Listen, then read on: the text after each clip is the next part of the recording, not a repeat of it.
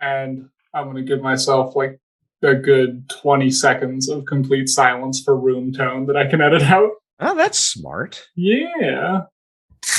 You scum-sucking ingrate.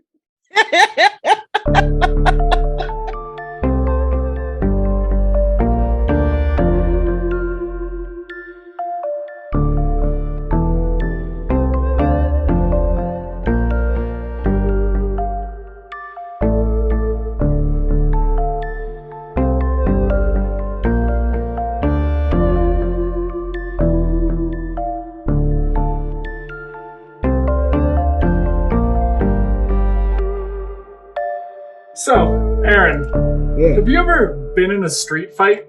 I've been very adjacent to street fights. Street fight adjacent. Street fight adjacent. I'm not comfortable going into more details, being redacted in redacted. Yep. And, having seen redacted in multiple redacted. Exactly. Couldn't have said it better myself. Yeah. For me, there's one particular street fight that always sticks in my mind that is kind of why we're sitting here today. Mm. Do you remember that time that the Proud Boys, neo-Nazis, and a bunch of the other cave-dwelling frog people from rural Oregon rolled into Redacted a few summers back? I remember multiple of those times, but I know what you're talking about, the specific instance, yes. That day, I was punched. The frog people. That day, I was punched, kicked, batoned, paint ballooned, had multiple guns pointed at me. It was just in general kind of a shitty time. Yeah. But the right-wing weapon of choice that I really learned to hate that day wasn't guns or batons. It was bear mace. Yeah, I've heard. Yeah. Bear mace is real bad. Important tip, listeners. If you ever plan to get bear maced, don't. Bear mace is just sticky fire. If it gets on your clothes, or God forbid, in your long, flowing soy boy hair, it will stick to you forever and burn really bad. This is why I don't have long hair or flowing hair. You're not enough of a soy boy, Aaron. I am not. It will burn for hours, or until you take the world's longest or coldest shower. It is a truly miserable experience, and I am not kidding when I say I prefer a beating to a macing. This particular day, I received a bear macing so bad that I had a spray tan that didn't wash off for days. Oh, God. Fucking miserable. From what I remember, the bear mace was flying pretty liberally it was that day. A lot of mace. Yeah. I got this one because I was a few lines back and I saw a friend go down in the push between the two crowds, so I shoved my way forward, tried to grab them up, and I spooked one of the fash that was near the front line where my friend had fallen. Shocking. That one of them got spooked easily. Big old tough guy. Who'd have thought? I'm not very intimidating. I wasn't moving towards him. There was no reason to mace me, but he let me have it with both barrels. Everything started to burn. I couldn't breathe. I stumbled backward, almost completely blind. And the last image I remember before my eyes started to swell shut was a large white man with a can of mace and a small gold cross hanging out over his camo plate carrier.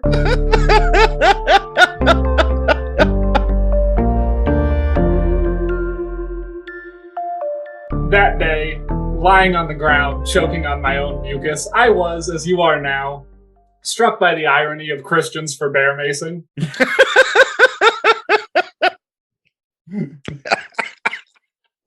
That's a horrible little sect of Christianity. Yep. Truly horrible group of people. Yeah. I know that Christianity is a religion that does horrible shit pretty much nonstop. No. I'm not here to defend Christianity. No. The irony for me wasn't about Christianity as a religion that day. It was about this man individually. I'm sure he had that cross on display for a reason. He was out there in part because of religious beliefs. Yeah. And that day I became fascinated about how the plate carrier, the bear mace, and the cross all came together to form one ideology. And why did he feel that he had to go out onto the street and defend that ideology with the almighty power of spicy? In the days after this attack, I became like totally obsessed with this question.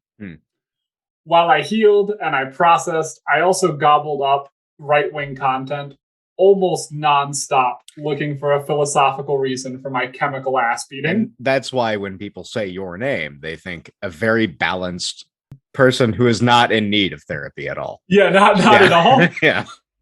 Someone who does not spend a lot of free time on Twitter.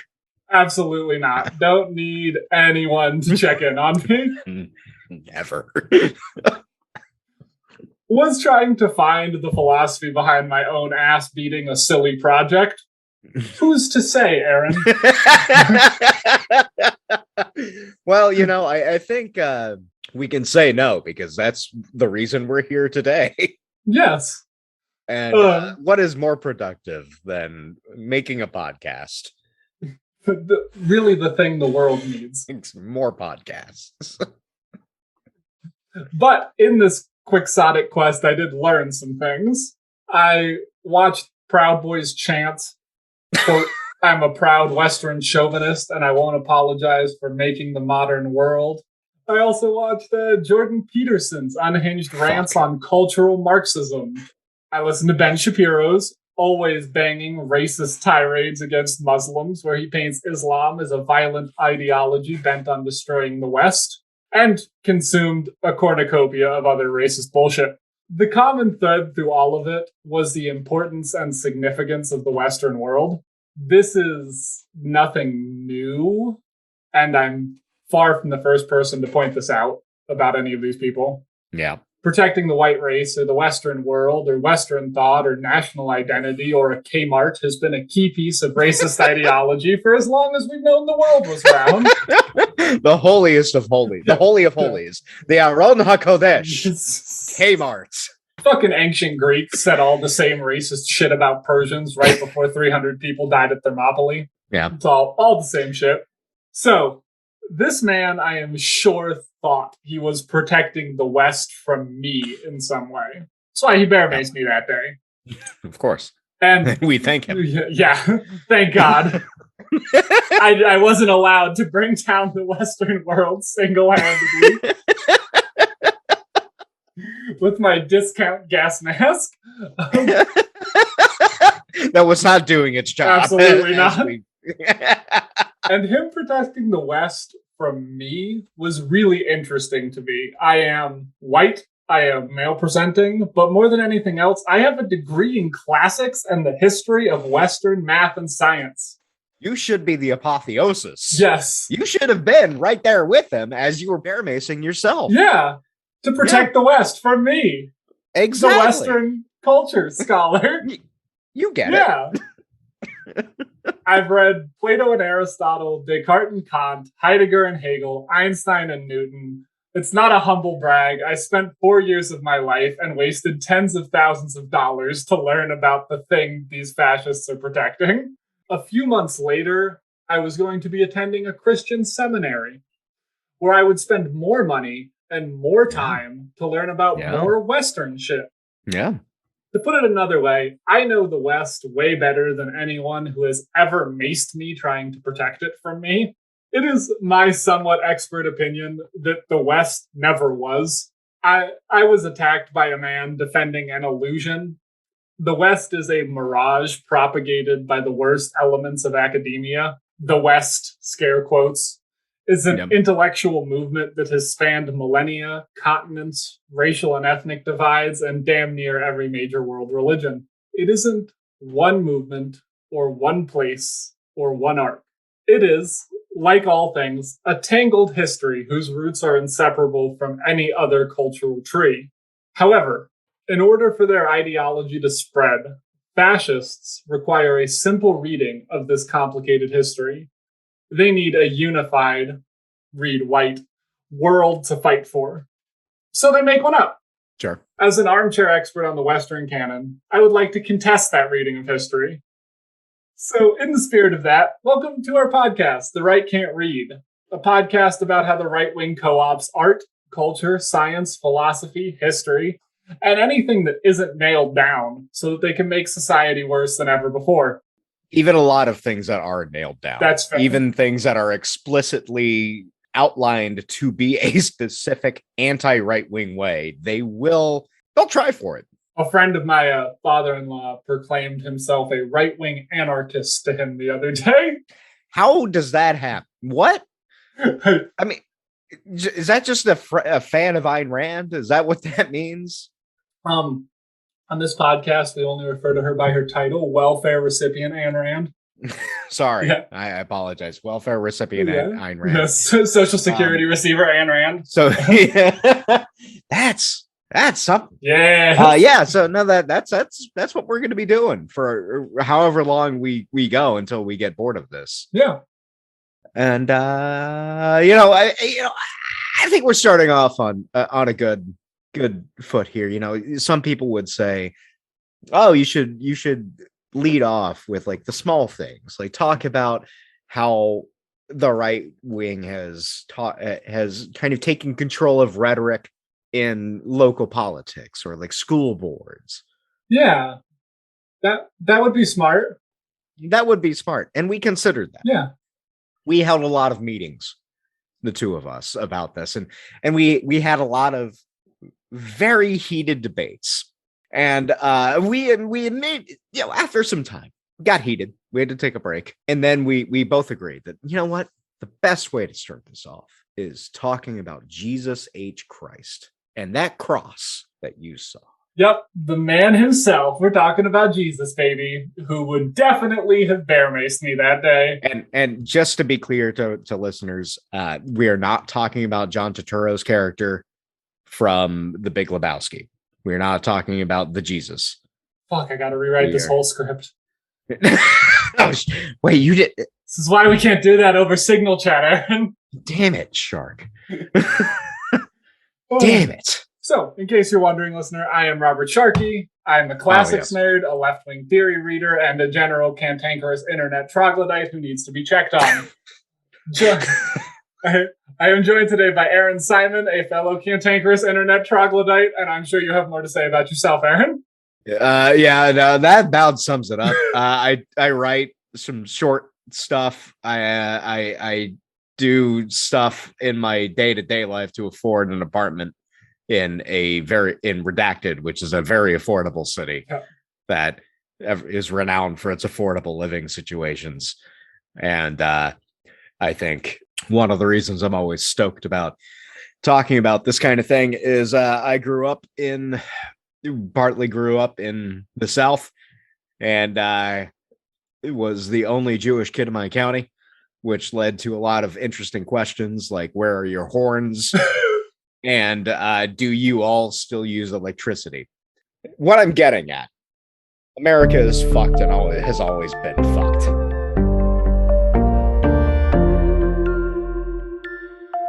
And I am going to be super real.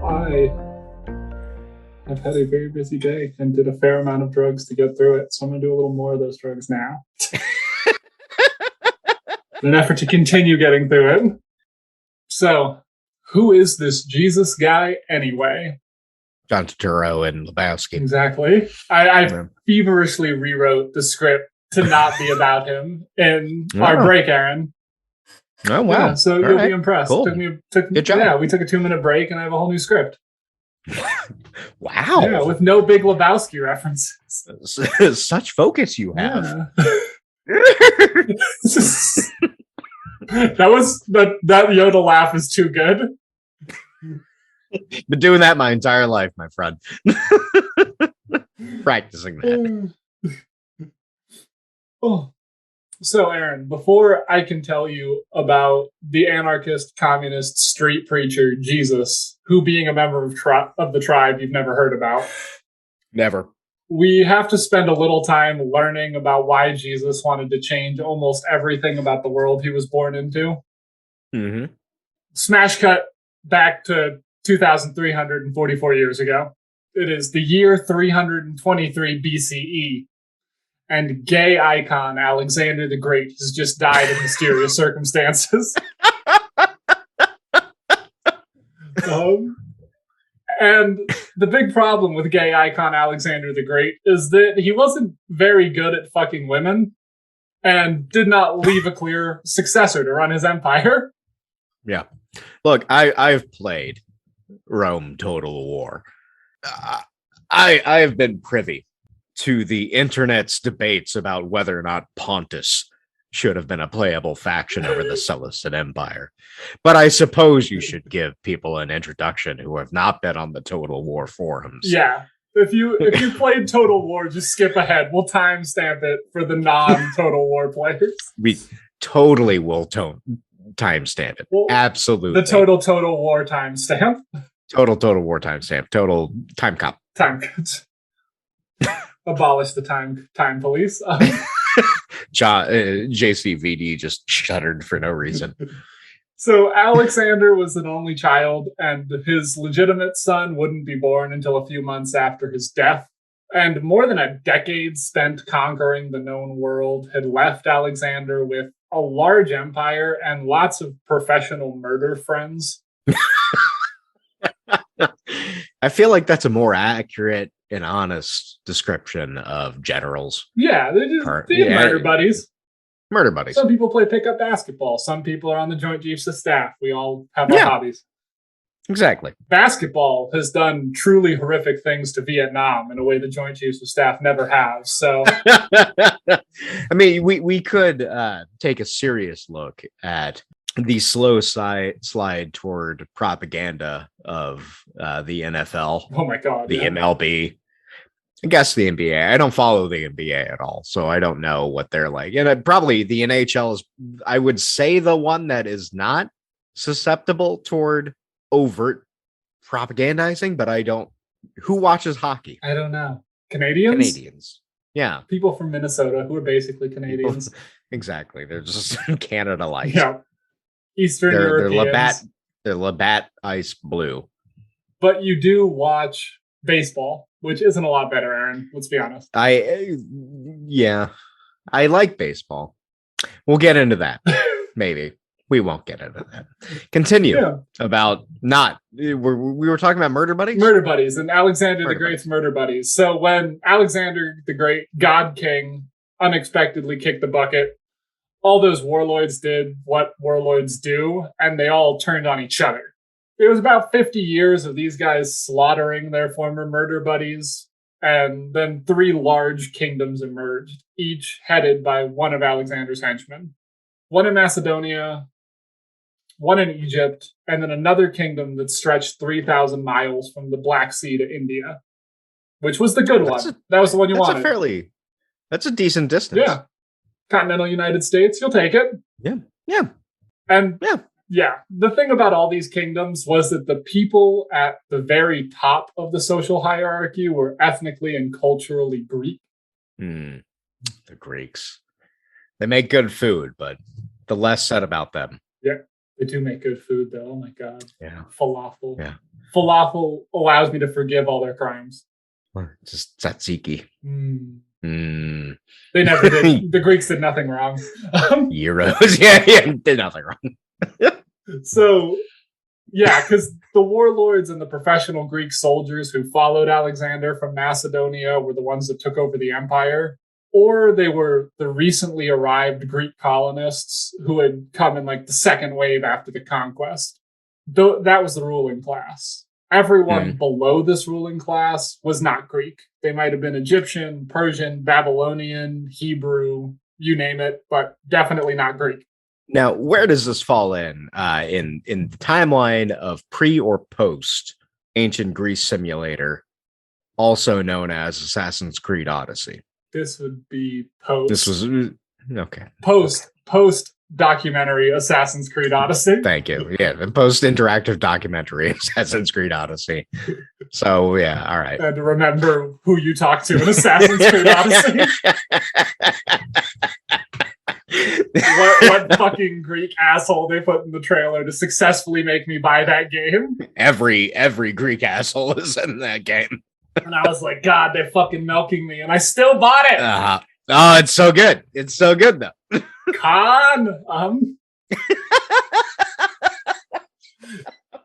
So the not Greek people did all the shitty jobs that Greek people were too good for.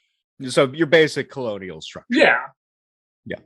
And if you think that a bunch of foreign warlords and colonizers getting rich off the backs of a populace they had very little in common with is a recipe for an uprising, so did they. What? Yeah. What? Yeah, they were ready for it. So eventually they did the only sensible thing and decided to kill untold thousands of people in brutal colonial wars. That's my recommendation to anyone who gets involved in this. My dog's recommendation too, just except he usually streamlines it. Exactly. And suggests napalm. Barry Kissinger. Barry Kissinger. Yeah. So they just murdered everybody. And they did this through a policy of forced cultural fusion that today is called Hellenization. You ever heard of Hellenization? From Total War? I have. From Total War. It's that process by which one converts another culture to another. Not great. No. Generally speaking. No, let people do their own thing is my general rule. Yeah. And the Greeks did not agree. I think there's a holiday about this, multiple holidays about this in Judaism, if memory serves, such as e.g. Hanukkah. Yeah. The theory is simple and possibly sound. If the Greeks give a tiny bit and accept a little Egyptian influence, and Egyptians give away most of their culture and become Greek, then we don't have to have a horrific race war, was their thought. It's a melting pot. Yeah, exactly. Yeah. Cultural fusion sounds nice today. It sounds like kimchi quesadilla or sushi burritos. Those are good restaurants. Yeah, they're great. Yeah. Great restaurants at the bottom of 501s. Exactly. In safe neighborhoods that you've been the beneficiary of. Been redacted. Redacted. Yeah. Where there are anyone who's not you. Yeah. Because they're scary. It's all the same redacted people. It's the same redacted people in redacted. So it sounds nice, but it was actually just Greek people murdering people until they became Greek. Wow. Yeah. Are you saying that the mechanics of several of the games that I like are problematic? Oh, it's a shame that I have to break this to you that the game titled Total War is problematic. Or are you saying that the game titled Crusader Kings 3 has problematic elements in the convert culture mechanic? Ooh. Oh no. Not that it was all bad. There's some pretty cool statues of Hercules guarding the Buddha, which is fucking awesome. Yeah. Yeah, so Hellenization is happening, and the stiffest resistance to Hellenization happened in a little land that's been quiet ever since, known as Palestine. The perfectly peaceful area. Yeah. Of a certain region called the Middle East. Yeah. There was a group of people who lived in Palestine that were attached to a unique and tradition-based cultural heritage. Do you know who this might be, Aaron? Gozer the Gozerian? Oh, no, you're talking about the Jews. Yes. Oh, my people. Yeah, your people. The people who have two rules. You shall have no other god before me and don't eat pork. Well, there are a lot of other rules. There's 10 of them, for example. Well, but those two conflicted with the sacrificing a pig to Zeus thing that they were trying to get them to do. Well, sure. And I guess. What would the Greeks say if they knew that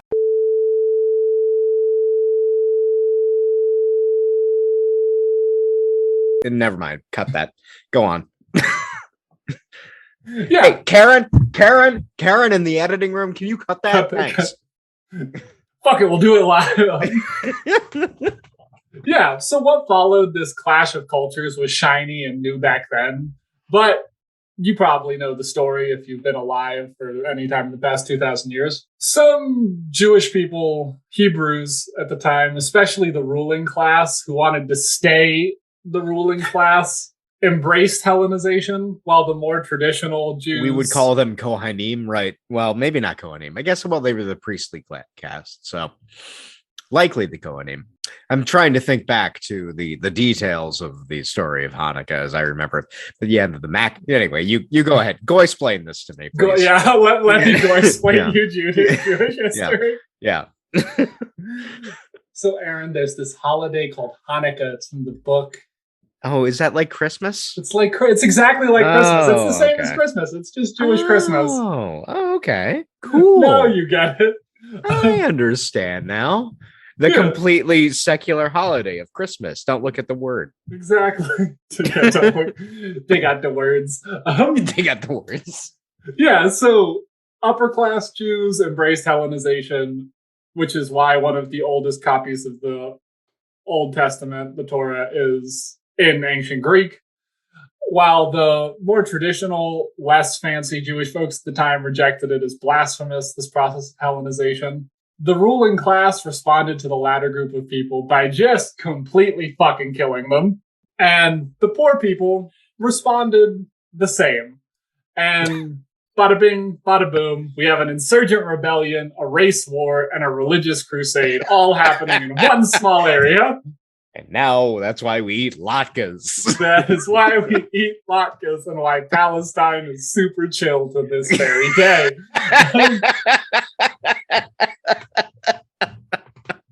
To make a long story short, the general dysfunction of this Eastern Empire, combined with how badass the lower class rebelling Hebrews were at guerrilla warfare, yielded one semi-independent Jewish state where a man could circumcise his kids and take Saturday off like the Lord intended.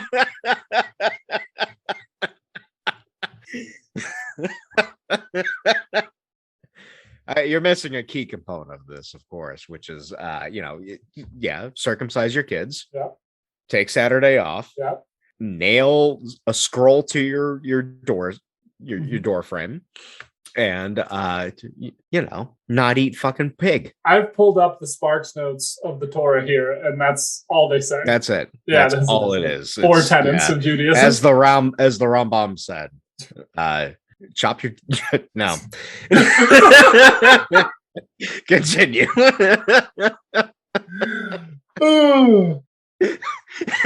Every ancestral voice rose up in unison and said no right then.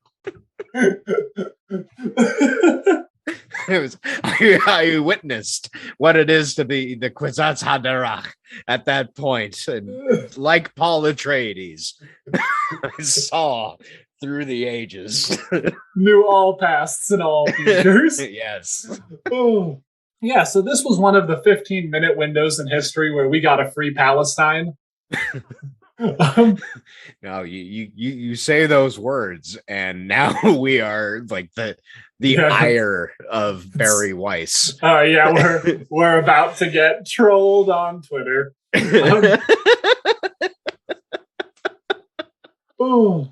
So even though Palestine was freed, that didn't remove all of the Hellenized Jewish people or the traditional Jewish people. So all of the problems were still there, and they would produce events both tragical and comic for the centuries afterwards. Whatever you do, don't look up non-surgical foreskin restoration. Jesus, I've seen there's a good HBO show called How To with John Wilson, and it's a good show. Are you about to tell me they do this on the show? Yes. Well, there is a guy who has an apparatus that he claims does this. Nope. Beyond that, it's a really good show. Nope. It is. It's a good show. Nope. That's in the episode about how to cover your furniture. If you take a little piss inside a pot of soup, I'm not having any of that soup. Nope.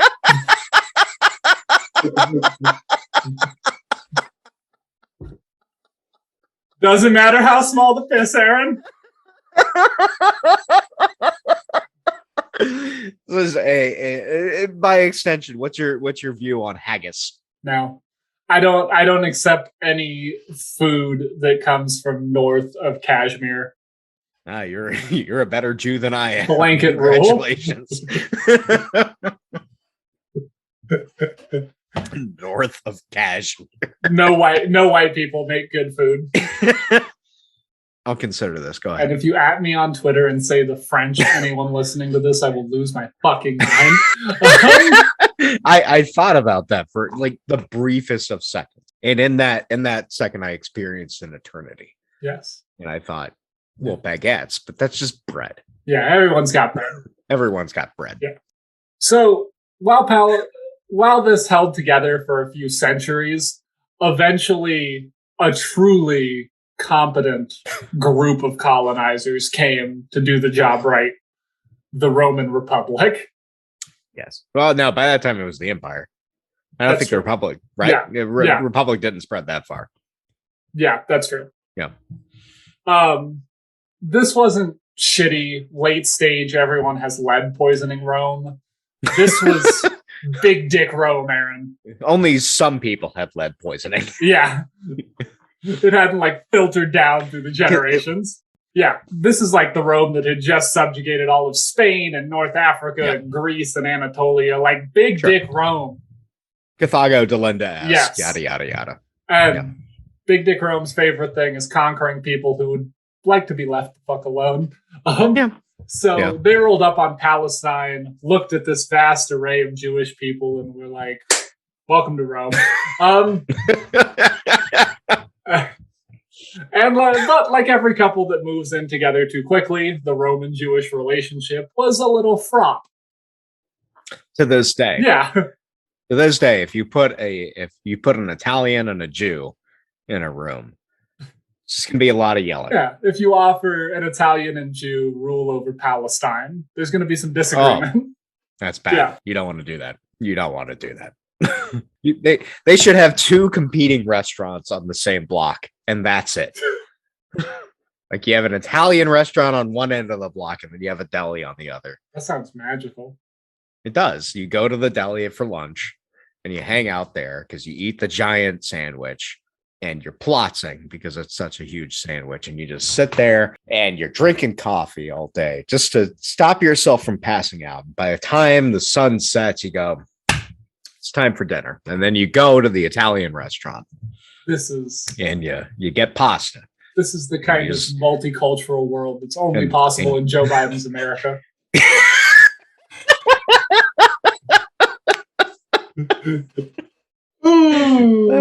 Don't think about it.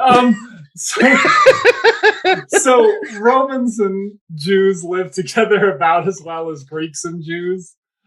Swapping Greek and Roman rulers. Or Jews and Jews. That's fair, yeah. Swapping Greek for Roman rulers didn't really fix any of the problems they had before. You just tried to swap people making Jews Greek to making Jews Roman. Yep. And again, to reiterate, being a Yid myself, if you put two Jews in the same room, we will create our own hierarchies. Demand that one person goes to shul at the right place and the other person doesn't want to go to shul there. And so then it causes a whole new thing. This is a fact. So Rome, like the Hellenistic kingdoms, was a super stratified society with an insanely wealthy upper class who pretty much had all of the political power. Mm-hmm. Beneath them was a middle class that was large and patriotic enough to provide a conquering army. So did these patriotic Romans? Yep. I can see the infinite patience in your eyes. These patriotic Romans go through the streets of Rome with chariots with a thin blue line. Yeah, they had big fuck off flags on. Oh God. Jesus Christ. Can't even think about that. They probably did. Yeah. They absolutely had like chariots that got pulled through the city with big fuck off flags for sure. I have not verified that, but there's no way it wasn't the case. History is a flat circle. Things never change. In the spirit of that, there were droves of urban poor in Palestine who were one bad month away from starvation. And below those people, barely on the edge of life, was an underclass of slaves who were on death's door and had no rights whatsoever. To the Greeks and Romans, manual labor was unbecoming of a good and honorable person. the point of the slaves and the poor was to do all this backbreaking labor that society needed to function so that rich people with large fortunes could engage in virtuous pursuits like warfare, politics, art, athletics, philosophy, and throwing fucking banging parties. Yep. The college. Yeah, college. Yeah, exactly. Yeah. It's just it was just college all the time is what being an aristocrat was. I have been watching the TV show Bridgerton. What is Bridgerton? Of course, you don't know what Bridgerton is, Aaron. No, I don't know what Bridgerton. What is this? Is this a PBS show? Jesus Christ! It sounds like Downton Abbey. This is not Downton Abbey. What is this? It is a Shonda Rhimes show. It's like if Jane Austen was. So what? Shonda Rhimes is a director, writer, producer person. Okay. It's like a colorblind casting of a Jane Austen novel, apparently. Okay. Yeah, it's interesting, but yeah. Wait, was Bridgerton a Jane Austen novel? No. Okay, tonally. Yeah, it's tonally. It's set in like the same time period, and everyone's Mr. Darcying all the time. Okay, so I'd hate it. You'd hate it, yeah. All right, because you don't know that Jane Austen is the best writer in the English language, which is a foolish opinion on your part. Fuck off. Are we gonna do just one episode where it's like, oh yeah, we're gonna be talking about Star Wars today, and we get on to record, and like, no, really, I'm just gonna be talking to you about Jane Austen, and I'm gonna be a captive audience. Jane Austen, creative genius. You know what Mark Twain had to say about Jane Austen? Any library without a Jane Austen book is a complete library. You see, that's good. That is good. Hell yeah, Mark Twain. That's why Mark Twain only had maybe 1.5 good books. He had so many good books. You go fuck yourself. Listeners, I will not want to hear from you unless it's to say, Shark, go fuck yourself. It is about Connecticut Yankee and King Arthur's Court, and that's part of Huckleberry Finn. A lot of Huckleberry Finn is good. Yes. He's got a lot of great short stories. He does have some good short stories. He's got a lot of good essays. His article about the horrible German language is fantastic. That I'll give him. It is a bad language. Yeah, so Bridgerton is a more accurate depiction of being an aristocrat. It's a lot of like partying and getting shitty and being an asshole all the time. And this is true back then as now. Now being the time when Bridgerton was set, which is 1840s England. I'm a classics major. Anything after 1800s is now. Go fuck yourself, listener.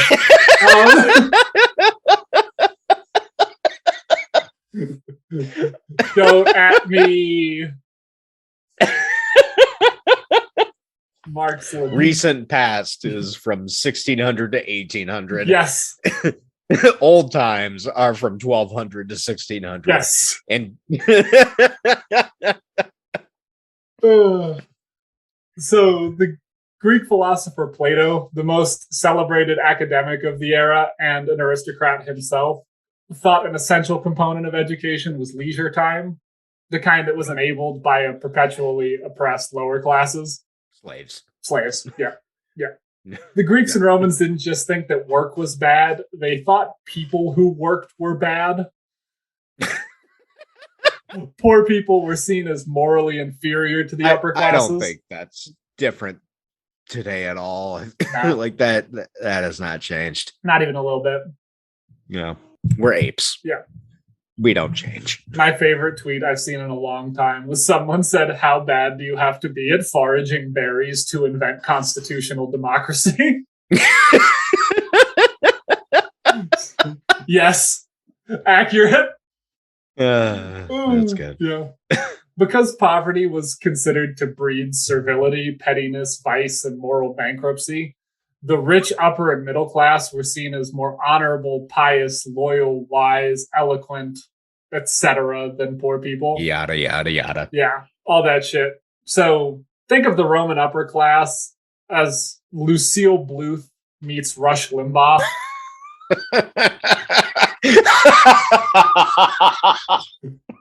That's the most accurate read. Yes. They're all like I've ever kind heard. of fat white men with like a Lucille Bluth attitude.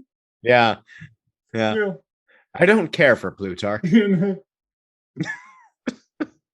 How much could a fig cost? If you were educated, go see a gladiator. I would watch this version of Arrested Development where it's just the Caesars. This would be a good one. Yeah. So if you were educated with the same textbook I was, then all of this might sound a little surprising. The ancient Mediterranean is often seen as the enlightened age of civilization, overflowing with glorious generals, eloquent statesmen, beautiful marble monuments, and Brad Pitt's rippling abs in the movie Troy.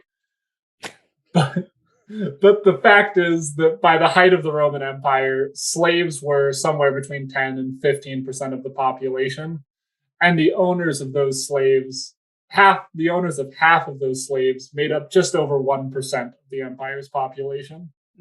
Oh, the 1%. The 1%. Oh. And people weren't happy with this state of affairs. Just ask Spartacus. Charlton Heston? Yeah, exactly. Okay. Famed Roman revolutionary Charlton Heston. Yeah. Yeah. Oh, so this is where we circle all the way back to Palestine after this long tangent on Roman history. So that's right. We were talking about that. We get back to Palestine, where we have a brutal religious insurgency against the colonial power. Check. A deadly culture war that has raged for hundreds of years, scarring and killing generations. Check. And a slowly boiling class conflict that would eventually tear Rome apart. Check. Don't know if that's relatable content.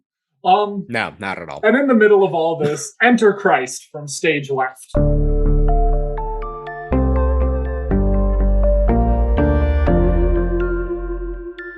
So before we get into the life of Jesus, there needs to be a little bit of a disclaimer because we haven't had enough tangents already.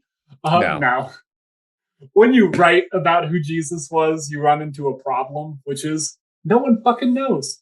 No one has any clue. Yeah.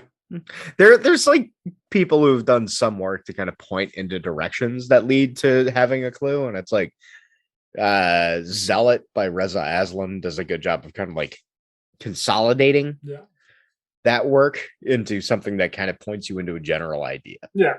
But it's definitely one of those things that's because he is seen as I believe the term is the Godhead by a significant amount of people on Earth, it gets a little sketchy to try and pin that down. A few people have had some strong opinions over the years, and those people have had a little power in that time. Yeah. There's a couple of wars about that. Yeah.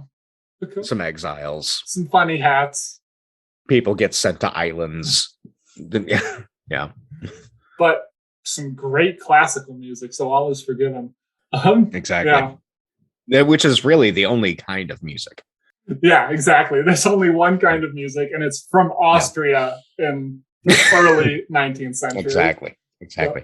As Ben Shapiro will tell you. Yes, exactly. There's only one kind of music. Fucking cool. Anything beyond 1800 and anything written, outside of Austria, not music. Fucking. Yeah. What are we going to listen to? Italian opera, Aaron? We're not savages. Oh. My dog took very strong offense to that. Yeah. Italian opera, of course. He loves Italian. He loves French opera. Yeah. Oh my lord. Cancel Barry on Twitter. You heard it here first. Yeah. So the historical facts of Jesus's life are a superheated debate, and you can read thousands of pages of scholarship over what, from when, and written by who, and in what language is legit. People feel strongly enough about this that they're willing to say murder everyone in Europe about it. Several times. Yeah. So I'm not going to get into it here because I don't want to be murdered by everyone in Europe. You don't want to get Richard Dawkins' attention.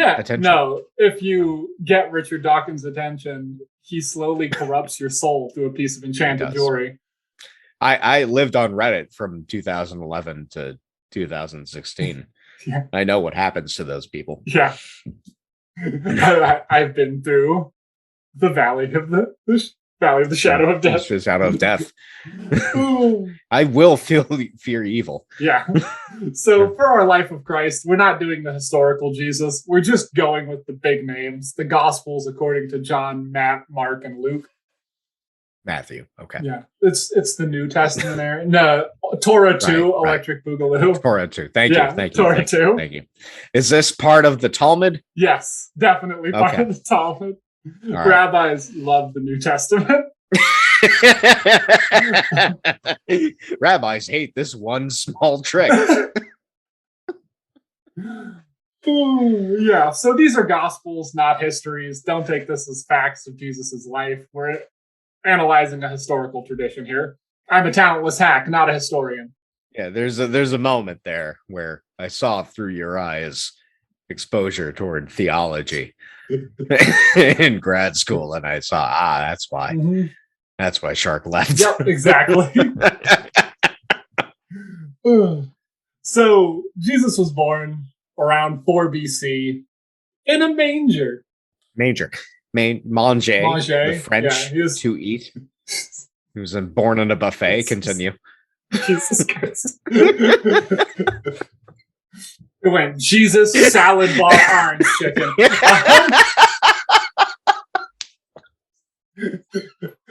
Born in a Ponderosa steakhouse, Jesus H. Christ grew to such heights.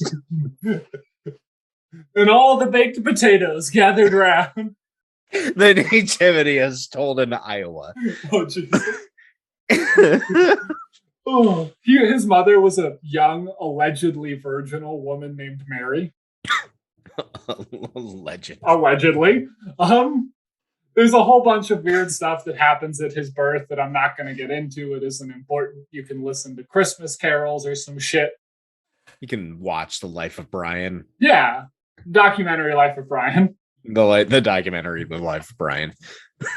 Guiding stars, flocks of animals, old dudes walking very far. We don't care. Next. Dogs and cats living together. Mass hysteria. Go on. Yeah.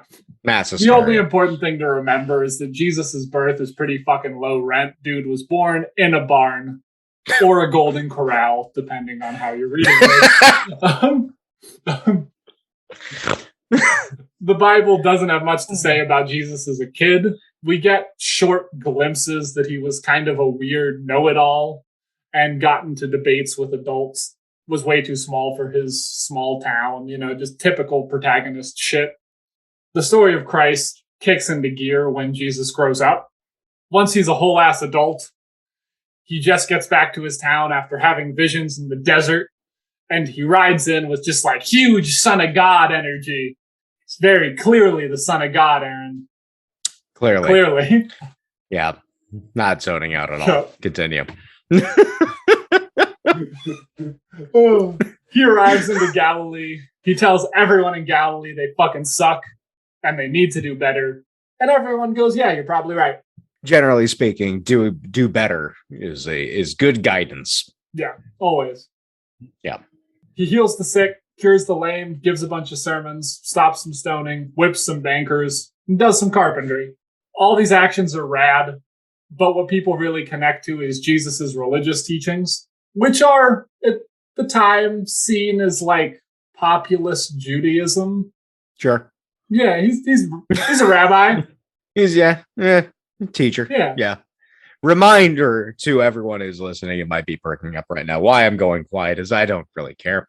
Also, rabbi is just teacher. You know, I mean, I know I've met weird goyim who get confused about this.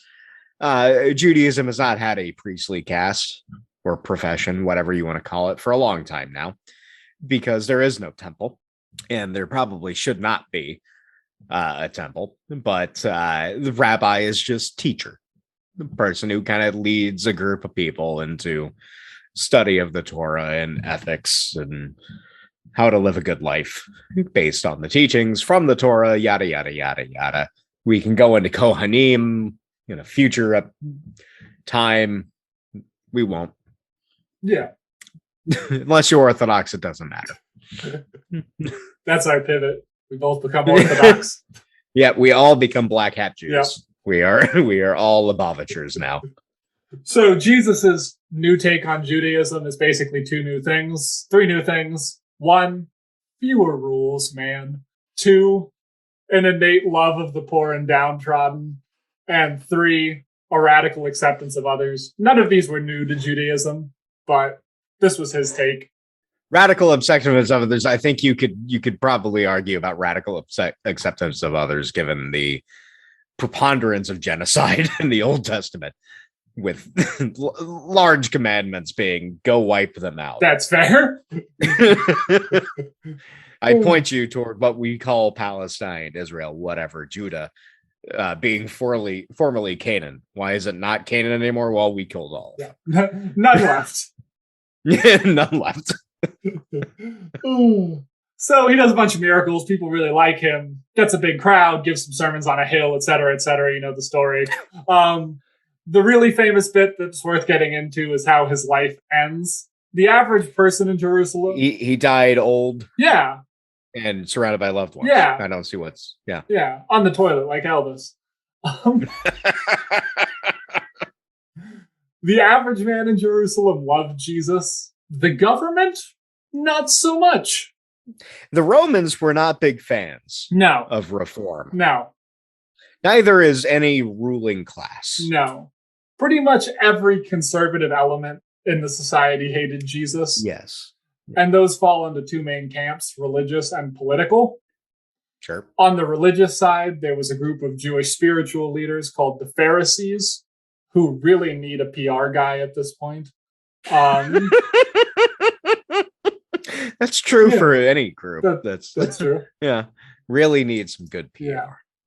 These are the non-Hellenized Jews we were talking about earlier. See, they did the whole insurgency thing and they did pretty well and they got to the top and they kept the older traditions alive. So they're the religious power. And they hate Jesus because he broke Jewish law. He worked on... So, what? In terms that I would... Yeah. Is Jesus here the schmuck with an acoustic guitar who goes into Havdalah on Shabbat and starts talking about the energy of like bringing out the negative energy into the center to be risen out of everyone? Yes. Okay, Absolutely. I don't like Jesus. This is why I'm not a... Yeah, that's a good call being Jewish then. Yeah. Yeah. That's how I like to think it went down. Jesus just comes into temple and like plays acoustic guitar and is like, we should all just like love each other, man, and like bring our energies together. And then, it's like, no, there are chants that need to be said. You from 2,000 years ago just leans over and is like, I don't know about this guy. This guy's gonna want to dance under the moon. We're gonna be asleep by then. We got stuff to do in the morning. There's all these people following him, and they're just like, yeah, so loud. They want the oat milk instead of regular milk.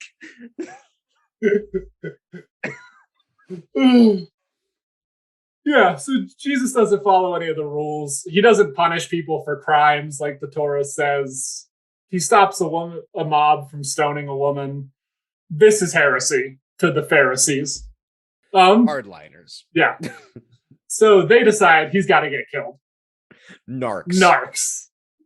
Yeah.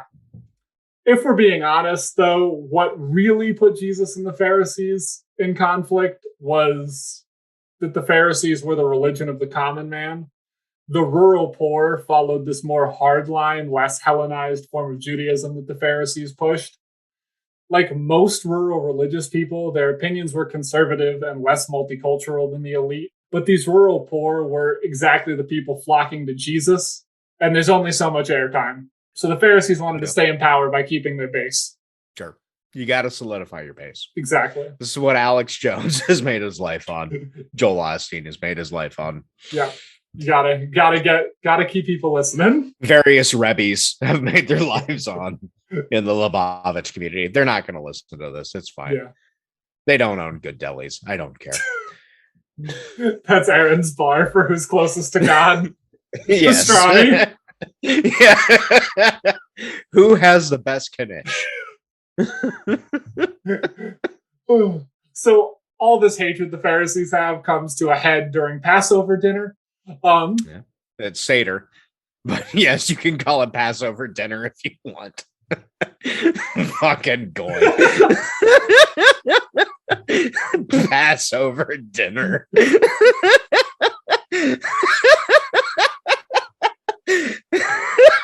What are you eating this? A potato salad, maybe? That's what it's called in the book. Stop bullying me.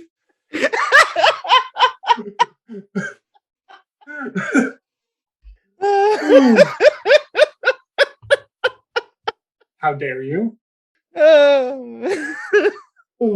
So during Passover dinner, Judas Iscariot, one of the apostles, becomes a narc.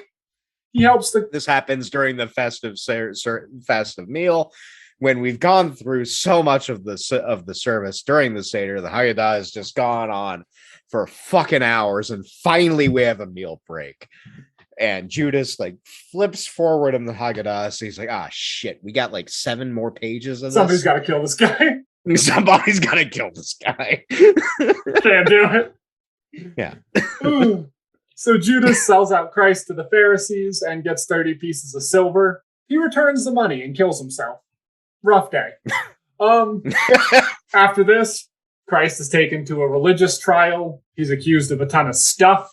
The big one is that he claims to be king of the Jews. And really, everyone knows the only true king of the Jews is Leonard Cohen. Exactly. Yeah. Leonard Cohen, resident of a Jesuit monastery, I think. Was he? I think. I'm not sure. I mean, he was a good dude. He was. King of the Jews. King of the Jews. What else do you need? Shut up. It's true. King of the Jews was a fancy way of saying that Jesus was the prophesied Messiah. I should say Mel Brooks. Mel Brooks. Mel Brooks. Larry David, perhaps. Larry David. I think Mel Brooks over Larry David. That's fair. Yeah. I could see Mel Brooks leading a good Seder. Not Larry David. We got Boyds. We got trees. So Jesus doesn't say anything in his own defense. He's found guilty on all counts, but they can't kill him because the Romans own Palestine and only they can pass down the death sentence. So the Pharisees pack Jesus up. They take him to Pontius Pilate, the Roman governor, and say that he's got to be put to death. This is where Pontius Pilate squirts some hand sanitizer. Yeah, the classic hand sanitizer scene from Passion of the Christ. Yeah. So Pilate asks about all the king of the Jews stuff because that kind of feels like Jesus is trying to overthrow Rome and make himself the ruler. Sure. Which is all anyone really gives a fuck about. Yep. Jesus says no. He's more like a metaphorical king, man. You don't have to worry, bro. God, the application of just jerk with an acoustic guitar just makes more and more sense now. Pilate likes the sound of that. He goes out to the crowd and he's like, "It's fine. We'll let Christ go home. It's okay." The crowd disagrees and says you got to kill him. After some shenanigans, they force Pilate to go through with the crucifixion. Pilate's so disgusted by this, having to kill Jesus to satisfy religious fundamentalists, that he does the hand sanitizer thing, ritually washing his hands. And yet, somehow still becomes one of history's greatest villains. Along with the entirety of the Jews. Yeah. Funny how history happens. Yeah, funny how that works. Yeah. So later that day, Roman soldiers crucified Jesus on Golgotha, history's coolest named hill, ? Really, and also an infamous metal band. It's a good name. It's a good name. Good name. This would lead to some really bad shit. The Alexandrian riots of 38 Common Era would lead to some of history's first clearly documented pogroms. Wars would break out between Romans and Jews not long after that. Bad time to be Roman. Bad time to be Jewish. Bad time to be a human being. Yeah, exactly. Yeah. And Jesus' iconic call to pacifism would prove impossible for early Christians to follow. We can now get out of the goy part of this episode, Aaron. Oh, good. Really? Yeah. We can? Yeah, I can stop explaining Judaism to you. Oh, thank God. What a miracle. It's called a mitzvah, Aaron. It's Got him. really Got him, listener.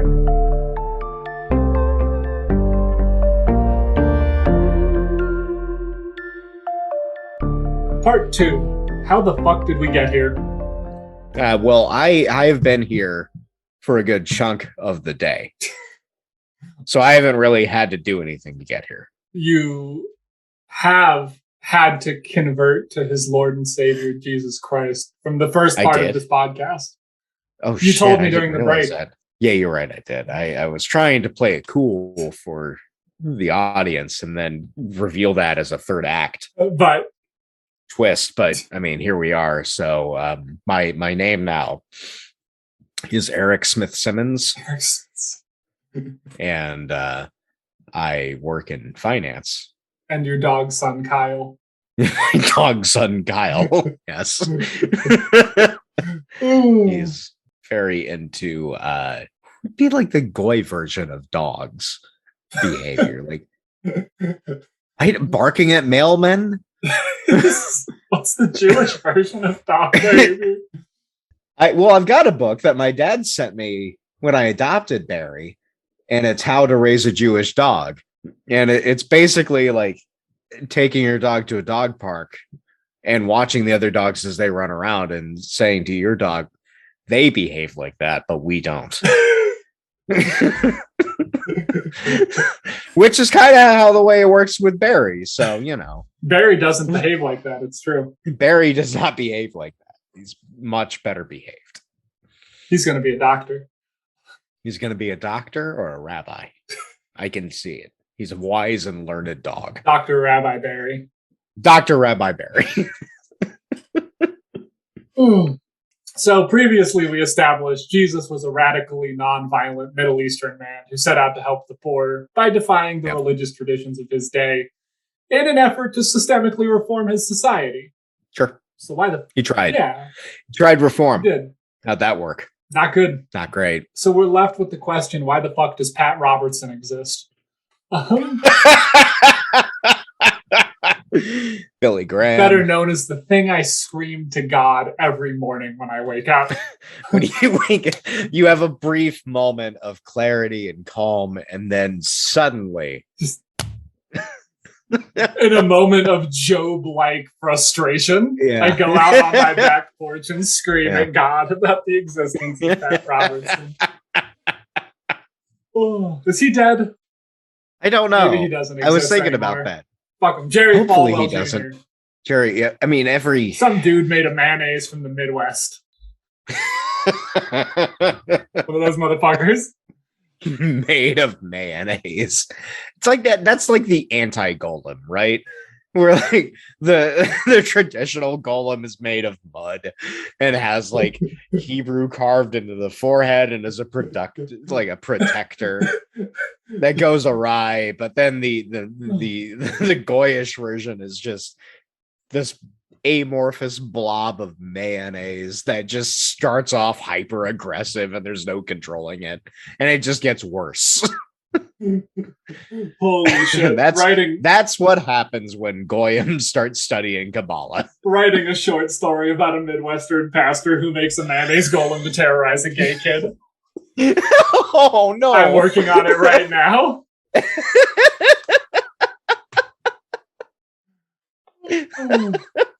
This is what happens when you let the French make food. Yeah.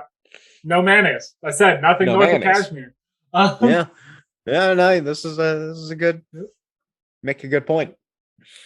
To understand this, the existence of Pat Robertson or other mayonnaise men, I have to go on another brief digression. No. Yeah. What? Do you know the thought experiment Theseus' ship, Aaron? Now, hold on a second. You're saying that there is a connection that we need to make between the death of Jesus and Pat Robertson? Yeah. Things don't just naturally flow between these two? Shockingly, it's a lot of history of dudes in funny hats owning whorehouses and giving out loans to get us here. Wild. You asked Theseus' ship. Yes. I don't recall this in Ancient Greece Simulator. Oh, well, that's why you're a casual. This was DLC that I did not pay for. The idea is you have a ship and you go out adventuring in it and it gets damaged. Sure. So as it gets damaged, you replace the parts that break. And as you go on more adventures and you fix the boat every time, you slowly, plank by plank, replace every single board.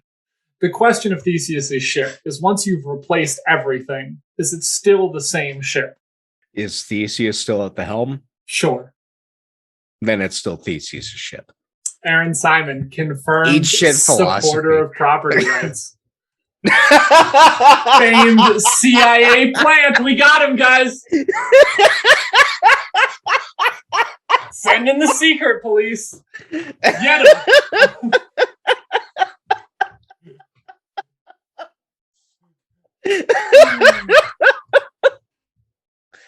Good answer. That was an original one. I hadn't heard that before. Right, it's like if you go with the cultural context, and I know this is not the point of that. I know what the point of this is, but I mean, let's consider this from the context of the culture. If he is still at the helm, and if the purpose is still the same boat. I mean, it's you shed skin. Same person. Same person? Question mark. It's a continuum, man. Wave goes in, wave goes out. If the water is exchanged, what is the bubble? Got the words. Got the words. We are all just bubbles on our river. Sometimes the bubble goes up, and then sometimes the bubble goes back into the river. We'll put that on a T-shirt with like a big picture of a stream. Yeah, and then we'll. Yeah, dude, it's fine, man. It's fine, man. Just fucking. Just listen to my. I'm just gonna bring my guitar to. Yeah, I'm just gonna bring my guitar to Havdalah services. So I'm gonna talk. Never mind. Go on. So that example feels complicated, but if I rolled in a complete replica of Theseus's boat and put it next to Theseus's boat, you'd say that's not Theseus's ship. It's the slowly replacing boards that makes you think it's the same one. Like you're saying, it's a continuum. Yeah. This might even extend to if I slowly turned Theseus's humble wooden sailing craft into a modern steel battle cruiser. As long as I did it slowly, piece by piece, there's still an argument. Yeah. Are you go on? I don't want to ruin this. I think I see where you're going with this now. Yeah. To put it another way, gradual change is almost impossible to notice. Sure. And Theseus's shipping is one of the right's favorite moves. You take a radical and you slowly, quietly shift their values until they're whatever you want to see. Look up Adam Smith and his hatred of landlords, or Ronald Reagan's love of astrology, or Winston. What? Yeah, that I did not know. He fucking loved astrology. He had an on-call astrologer. Never get into astrology. No. I beg you, fellow millennials and Gen Zers who follow us, shed yourselves of fucking astrology. It goes nowhere. It's not good. If you want weird spiritualism, just go to Zen. There's weird stories about chopping cats in half to prove a point. Go with that. And we need a Zen koan in the newspaper every day, like a horoscope.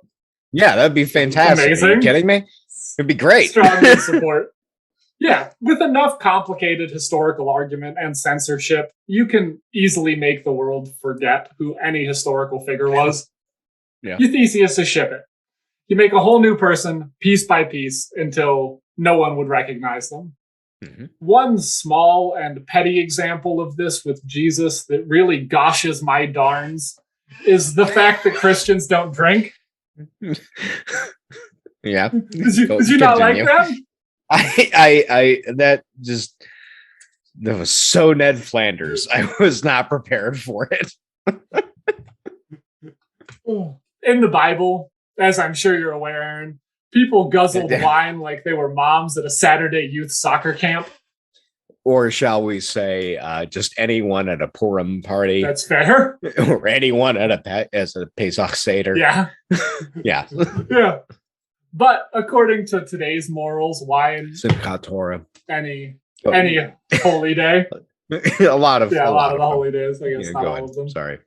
Yeah. Oh, Yeah, Yom Kippur. yeah, no. Not a drinking holiday. But when it's over, Well, you're very hungry at that point, and really you just want to that's eat fair. and not worried about drinking. Yeah, but according to the morals of today, drinking too much is immoderate. So religious leaders say that Jesus loved moderation. So obviously, Jesus wouldn't want you to drink because now it's immoderate. Sure. Yeah, no matter how much he drank himself, it's different time now. So we'll just swap that plank out. Yeah, he didn't drink. Didn't drink. Didn't drink. No, teetotal Jesus. Teetotaler Jesus. Just made fish. Just made fish out of rocks. Yep. So that's kind of the move. That's how they do it. Take something out of the context of its times and put it into our context and then work backwards and then justify it. Sure. But those bastards at the Vatican don't just change small stuff. They change everything about anyone they get their hands on. So how frequently do you say the phrase, those bastards at the Vatican? It's the second thing I scream to God every morning.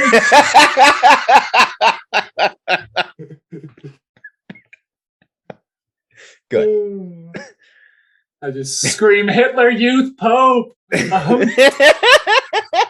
Every day. Every single day.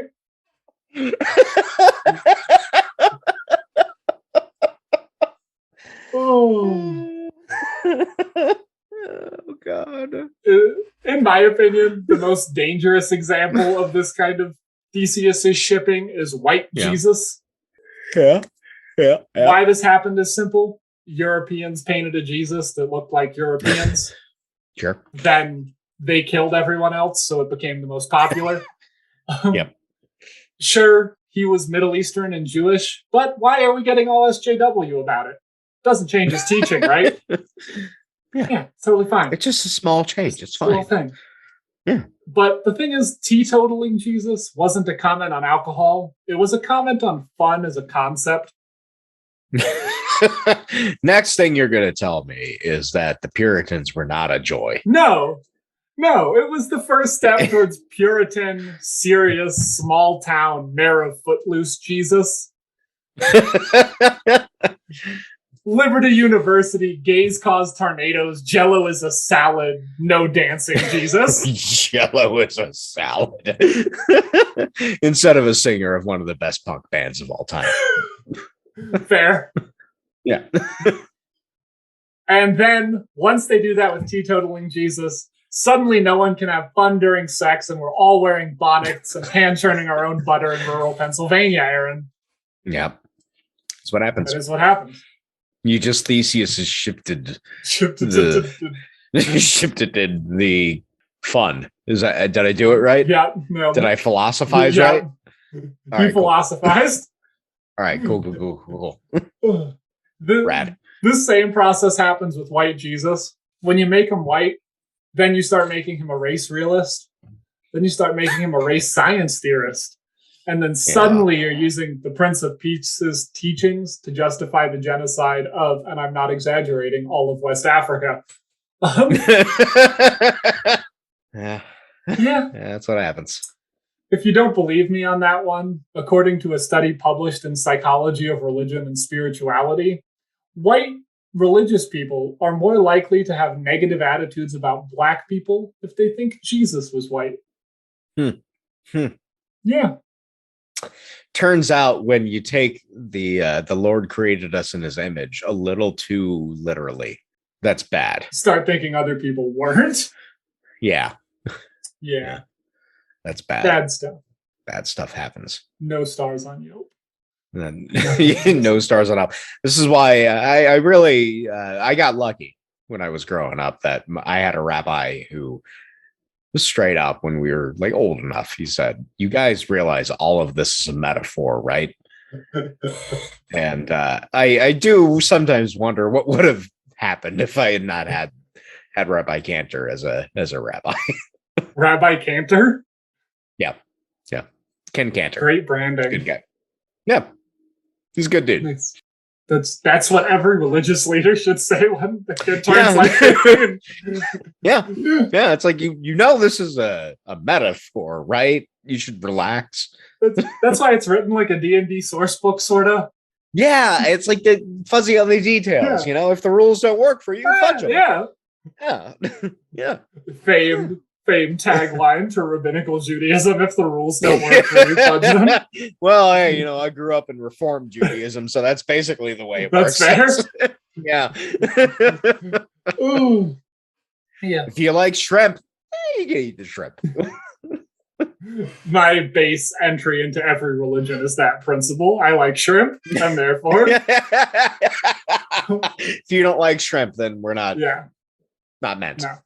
So, like, white capitalist, hateful supply side Jesus, slowly has replaced the actual ban from the Gospels. They did this with the Theseus shipping, and now he supports things that he actively spoke out against. Praying in public. Bloody Christ. Yeah, exactly. Yeah. Praying in public, judging people for sinning, partying with money lenders, all things he hated, all things they're super into now. If this is a key from the far right, if this is a key play from the far right playbook, what the fuck do we do about it, though? End of part 2. No, I thought you were asking for an answer. Give me an answer. What the fuck do we do about it? How do we fix America? Well, I think the thing that you do about that is you break off and you go, you know what? Fuck your Christ. I'm going to have my own Christ. And my Christ is going to bomb your Christ. That is historically what you do about it. Genius. This is why I have become a Christian. You got the first step of the dance down perfectly. All right, now end of part 2, Aaron. All right. Aaron. Okay. Jeez.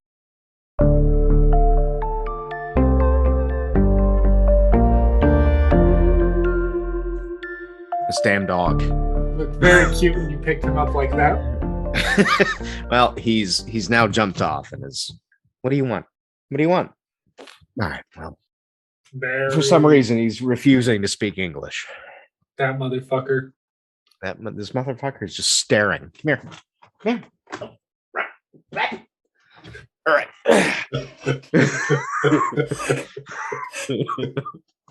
Barry always looks like he's going like this. It's one of my favorite things about him. There are many wonderful things about Barry, but that is high on the list.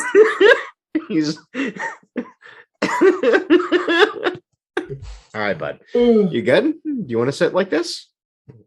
We'll see how long he's willing to stay like this. All right.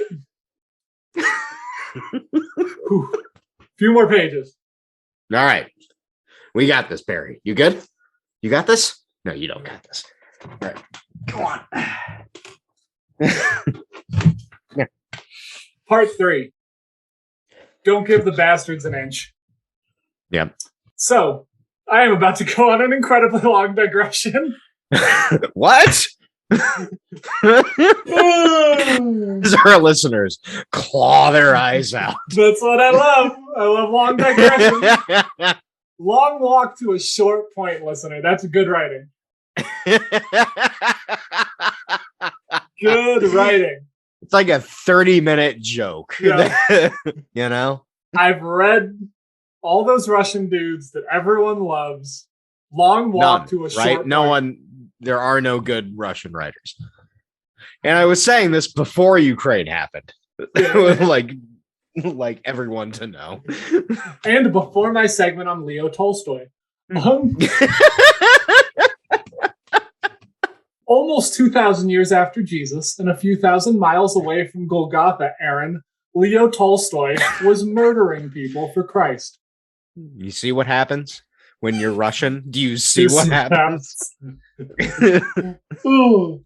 Tolstoy was an artillery officer during the siege of Sevastopol. Sevastopol was one of the key battles of the Crimean War, so nothing has changed. Do you think a lot of people in that war said, you think this is bad? Crimea River. You got the words? I had to get got the words. Had to get that out. I had to get that out of my system. Famed joke from Ukraine right now. Oh.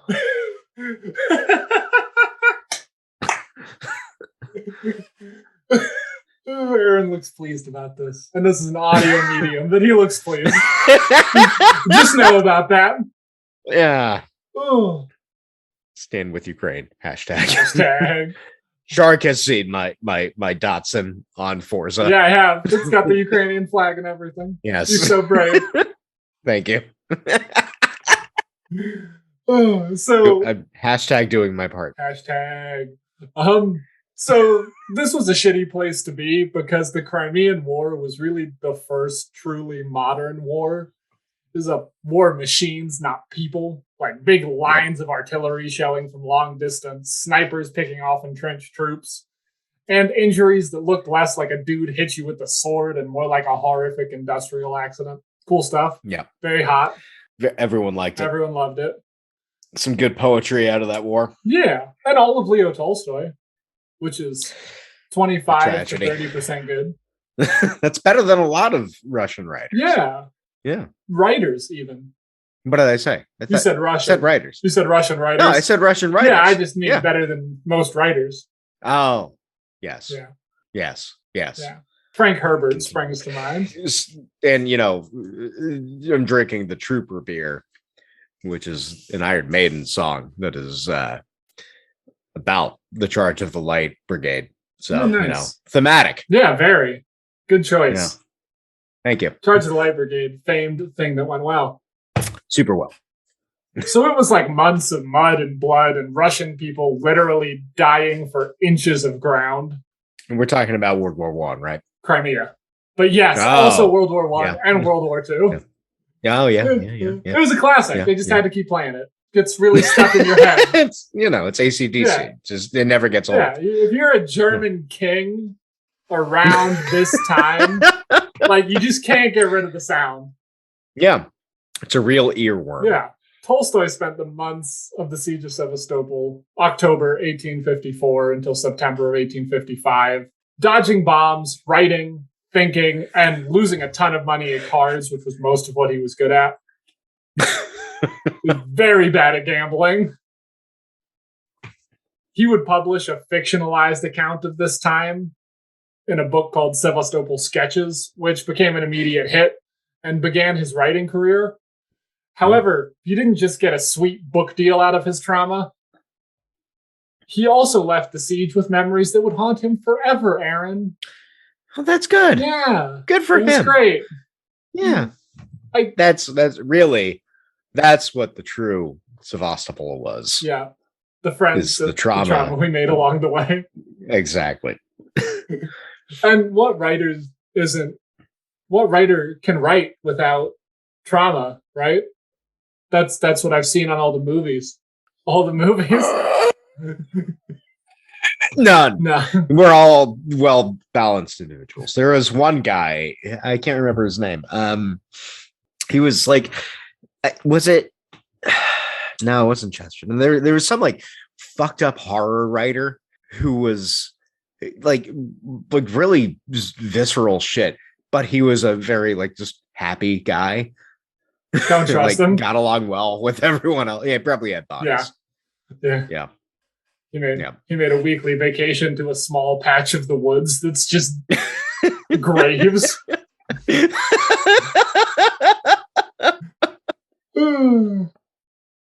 So the Crimean War happened, but all wars happen because of money. But the Crimean War was allegedly about Christianity, and yeah. Oh, was this about like So I don't really know a lot about. I know there was the Russian Empire had a huge stake in it, and I know, obviously a lot of other. So I'm assuming Ottomans were involved on another front. So the big beef in Crimea was Russia against France about who would own Palestine.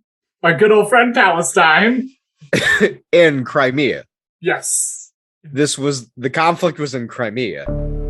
Hey, y'all. it's Editing Bay Shark here. I just kind of wanted to clarify that the Crimean conflict wasn't about land domination. It wasn't like they were trying to own Palestine. It was about religious domination, which I don't think I made clear enough. It was about which sect of Christianity religiously gets to dominate Palestine and the Ottoman Empire. What religion gets to spread their orthodoxy the most. And that's why they were beefing. All right, sorry for the interruption.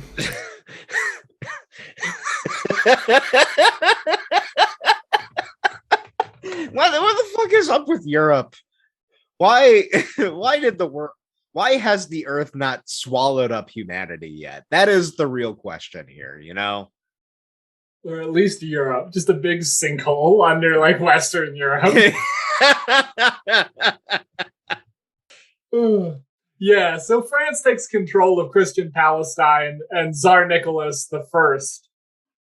I loses his fucking mind.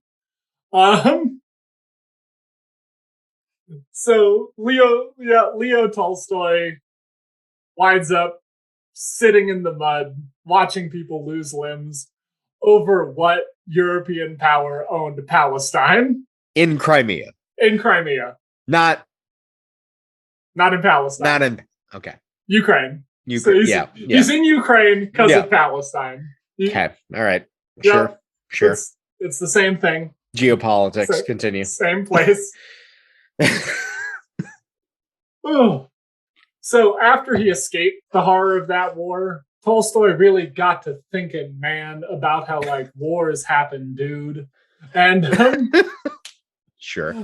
Like a lot of Russians at the time, Tolstoy became an anarchist. Yeah.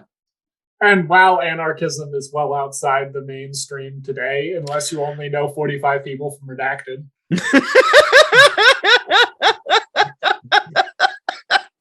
And myself, as I exchange text messages with libs in Redacted and who tell me that Amazon is perfectly fine because they can exchange things that were stolen off their front porch. Yep. I am reminded of how far outside the mainstream I am. Yep. And you are far outside the mainstream because governments murdered all the anarchists. But don't worry about it, Aaron. It'll never happen again. Never gonna happen again. Nope. That's fine. That's why we're on Signal. Yep, exactly. That'll save us. That'll save us. Once we publish these podcasts.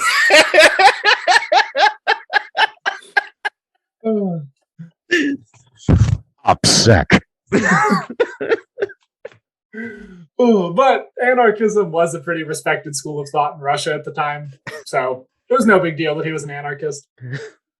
What did make Tolstoy remarkable was his views on religion while being an anarchist. Mm-hmm.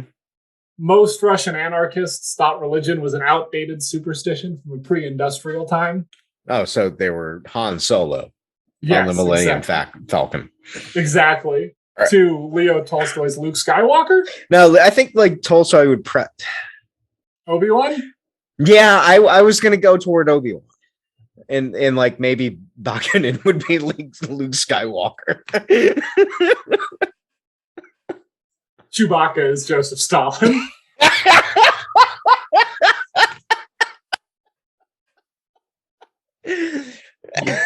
What Oscar Isaac's character is Brezhnev.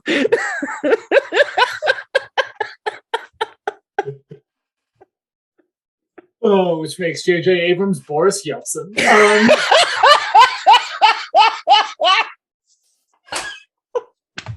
We've solved it. Love it.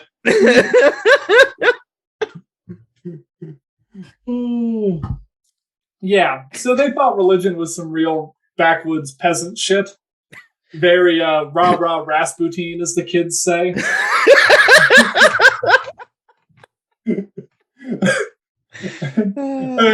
So most anarchist writers figured religion had to go for the sake of industrial progress. Yeah. But Russian anarchists knew they couldn't just wait around for religion to die off because they were saying that he was the lover of the Russian queen. Yes. Yeah. Yeah, exactly. Rasputin. Yeah, sure. Go on. So Russian anarchists basically set out to overthrow God and kill the church. Oh, those Russians.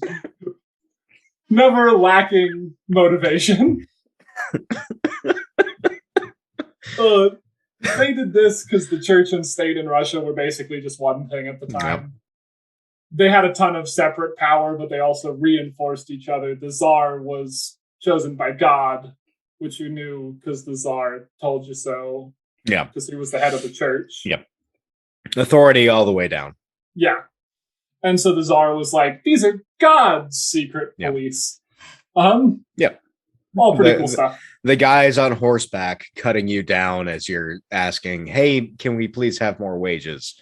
And they fire into your crowd, killing your babushka and your cousins, Ilyav and Kolnikov are being murdered and cut down. And you're going, but the wages.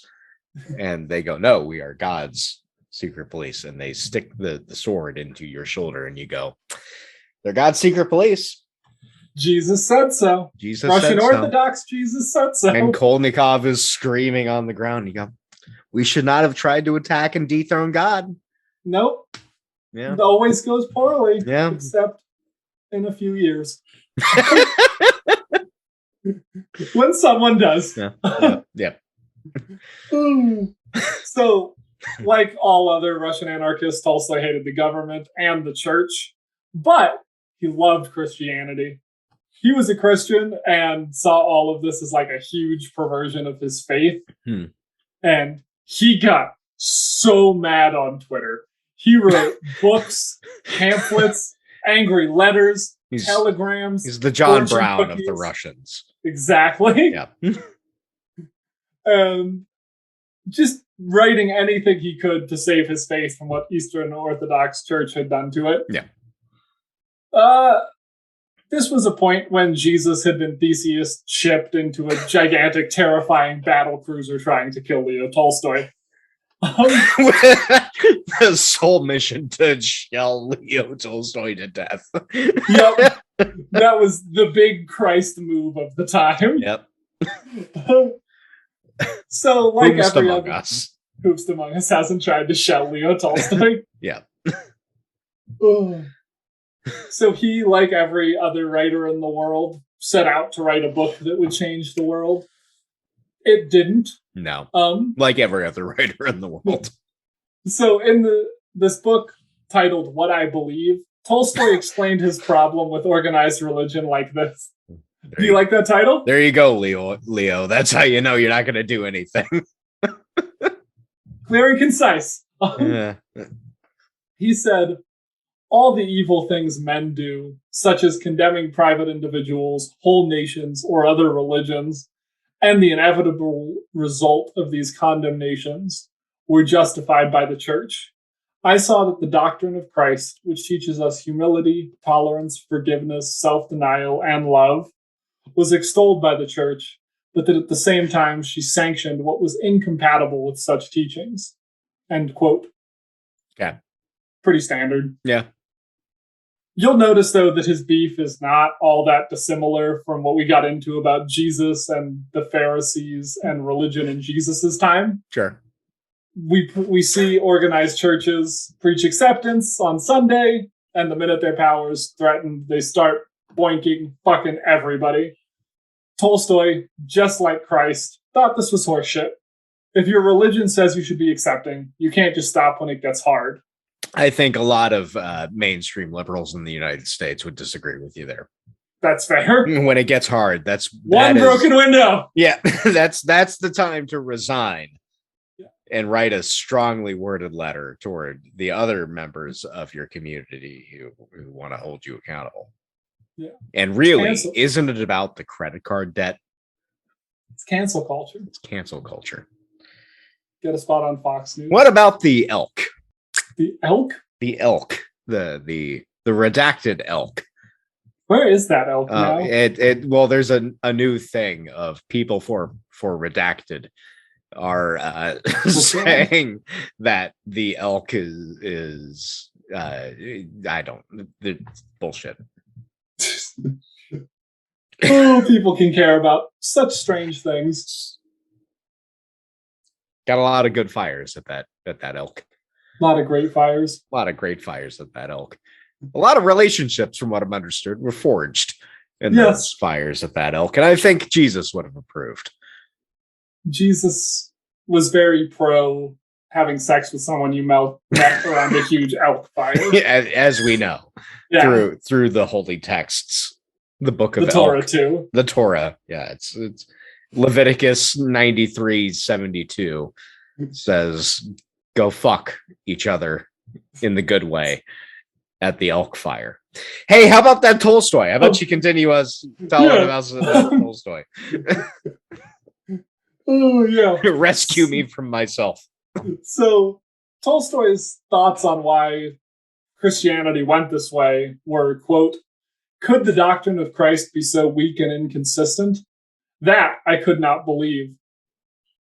Well, besides, it had always perplexed me to find that the texts upon which the church has grounded her dogmas are of an obscure character, whereas those that teach us how to live are the most simple and clear.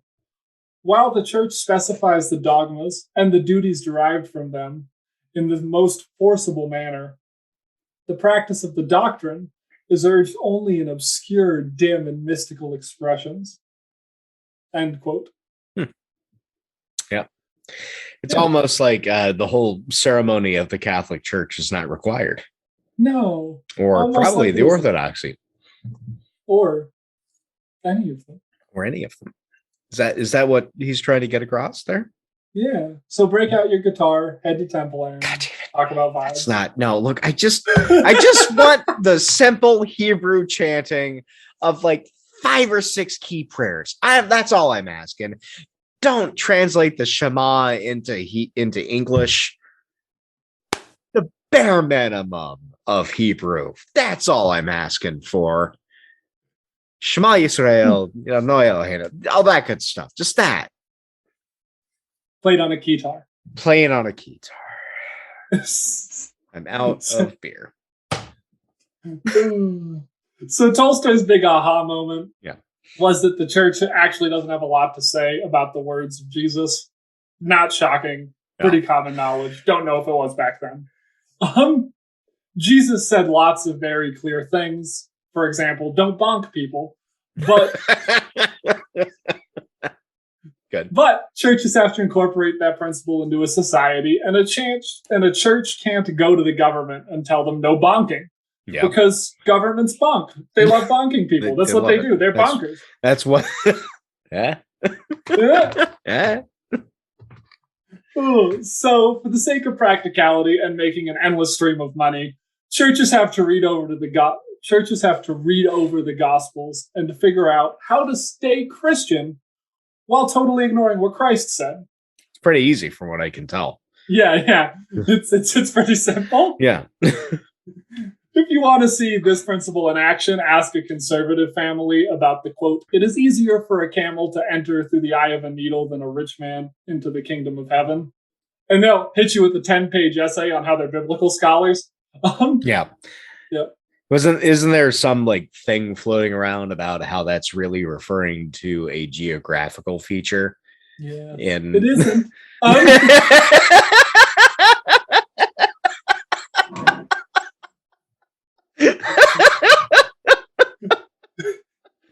But I mean, that sounds like it would fit in Indiana Jones movies. It does. So that very Da Vinci Code. Yeah, very Da Vinci Code, right? Like you have to have significant knowledge of the geographical region.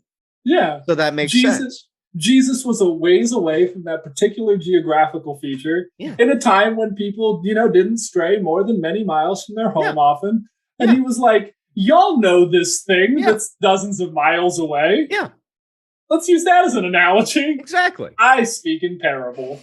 And that's why fucking make all the money you want. It would be offensive to me if you did not do that. Yeah. Exactly. Yeah. Write the check to Liberty University. Don't hold hands. Don't hold hands. No dancing. No dancing. So basically, just these people hope that if they make it hard enough to understand something, you'll throw your hands up and say, fuck it, they're the experts. Yep. Tolstoy's argument is that you should never do that. He, in fact, came up with a way to solve that whole problem. I could only find the solution of my doubts in the pursuit of the gospel, and I read them over and over again. The method is simple. If you want to know what Jesus believed, read what he said. That's insane. Crazy. Don't read what people have said about what people have said about what he might have said. Now, hold on. If you're going to do that, then you're calling into question all of theology. Oh no, I would never do that. Oh no. How? Oh, I have to go on from the podcast where I'll continue so that no one thinks I want to attack and overthrow the Orthodox religion. Because I wouldn't do that. No. One example of this is if you're wondering about Christ's thoughts on slut shaming, I'd like to point you to the phrase, if your right eye causes you to stumble, gouge it out and throw it away. Instead of reading a few thousand years worth of Catholic priests explaining how the sentence actually means something different, maybe just fucking read the sentence. This is a simple praxis. But now you're using the P word. And as praxis. A good leftist, I got to remind you that there is no such thing as a simple praxis. Yeah, it's true. If there is the recipe is one praxis for every 15 theory. That's true. Yeah, you need to get the ratio right, or otherwise it'll be too spicy. Yeah, it'll be too spicy. That's how you get 7 caucuses formed against you and canceled on Twitter. It's been truly delightful watching the DSA for the past month and a half. It's a real delight. Oh, that collection of weirdo ass clowns. It's a real goddamn joy. Jesus God. Go on. So, why did I go into this long digression about Tolstoy and a podcast about Jesus, besides them being loosely related? Sure. It's because I love him, and you can't stop me. You're the guest today, Aaron. Hey, fuck you. Fair enough. Fair enough. Fuck you too, listener, if you don't like it. There are no listeners at this point. They've all... That's true. But more importantly, I think Tolstoy lays out a good way forward. If you want to understand what someone from the past thinks, read what they say. Yep. The right wing is an intellectual movement based entirely on tradition, hierarchy, and orthodoxy. The leaders of their movement come up with a party line that defends the status quo. Then they disseminate that information from important sounding positions using very fancy stationery. Blue Lives Matter. Exactly. Western chauvinism. Oh, and they do that. We were kings. We were kings. Oh my God. Yay, I win. I hate that one. One of my least favorites. No, you weren't. You were serfs. You know that you were serfs. Yeah, there were like 5 kings. Yeah. Like, come on, man. Come on. And the descendants of kings have like gills. They have gills. Yeah. They all have that weird royal family ET body. They're not okay. Perfect. You know the one, the cylinder with the with the chin that just goes straight back into the neck. No neck. Yeah. Yeah. So reading a primary source and figuring out what the person actually fucking thought. These are the things that break down tradition, hierarchy, and orthodoxy. You give yourself direct access to historical texts and historical figures. That's Tolstoy's practice. It's a good one. We should use it. What do you think, Aaron? Yeah, no, I had this conversation with some friends earlier today. I think the best things that contemporary Christians could do would be to look toward the liberation theologists in Central America in the 80s and 90s and probably today as their models of Christianity, and all the deads do slap. Yeah, make your religion not suck. Yeah, that'd be cool. For my Jewish co-religionists, maybe don't get on board with Zionism, because that inevitably means that people are going to live behind a wall and be third-class citizens while you eat your little pastries in Tel Aviv. You don't want that on your conscience. Don't do that. And for the love of God, don't post Instagram stories about, quote, hero Israeli cops. End quote. Is that a thing? It is. Thankfully, Instagram is not loading for me for the past 3 days. That's nice. It's very nice. Yeah. Oh, God. And I think that's just in general, like, a good way to battle people from Harvard thinking they know everything. Yeah, just look up that stuff, liberation theology, good people. Yeah, I think going back to the broader question of what all of this means and why a man with a gold cross necklace can mace down people and probably take some weird joy out of it. I think everything we talked about here just kind of plays into it. Like if the power structure does a whole fucking number on people, regardless of if you are, a Pharisee, a Sadducee, or some minor cog in the Russian imperial machine. Doesn't matter. Just like fancy people, right? And fancy stuff that make average people believe in horror. Yeah. And I thought back as we were talking about this, and you mentioned earlier my favorite human being, Jordan Peterson, interviewing Andy Ngo recently. And Andy, God, borderline erotic. Andy asked something about like, why do you... All right, first, before I talk about this, I have to ask you, have you seen the movie Tombstone? Yes. Okay. In the movie Tombstone, which is really the only film that anyone ever needs to see in life. Yeah, exactly.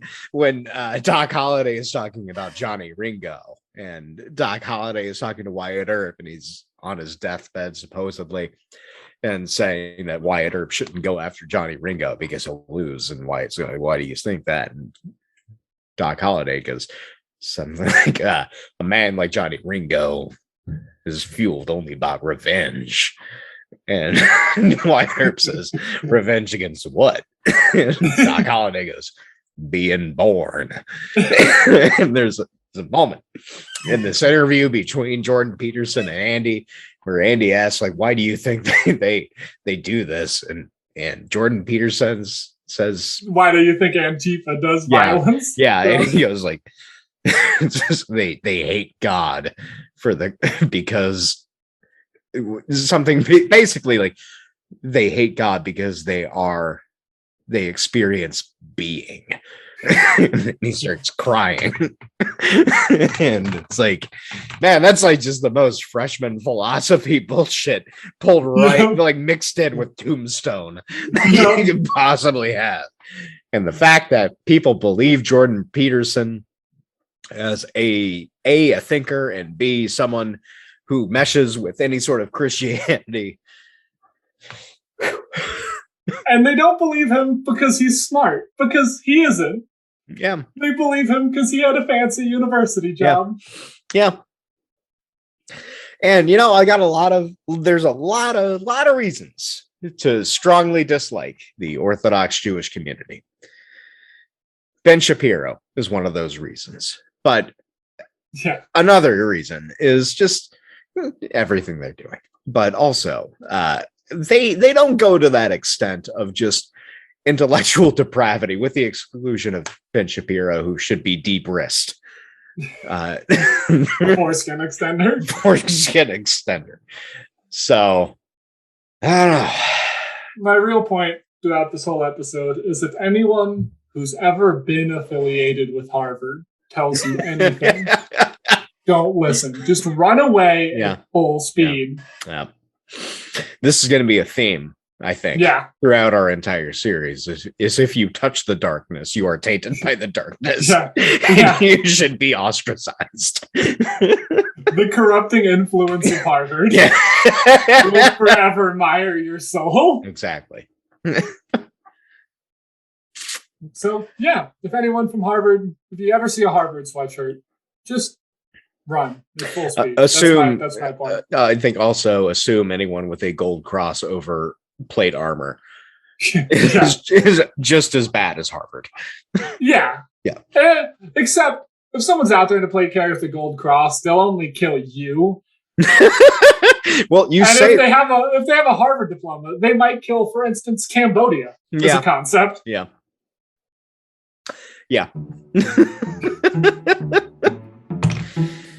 So, burn down the Ivy Leagues. I've been Robert Sharkey. I've been Aaron Simon.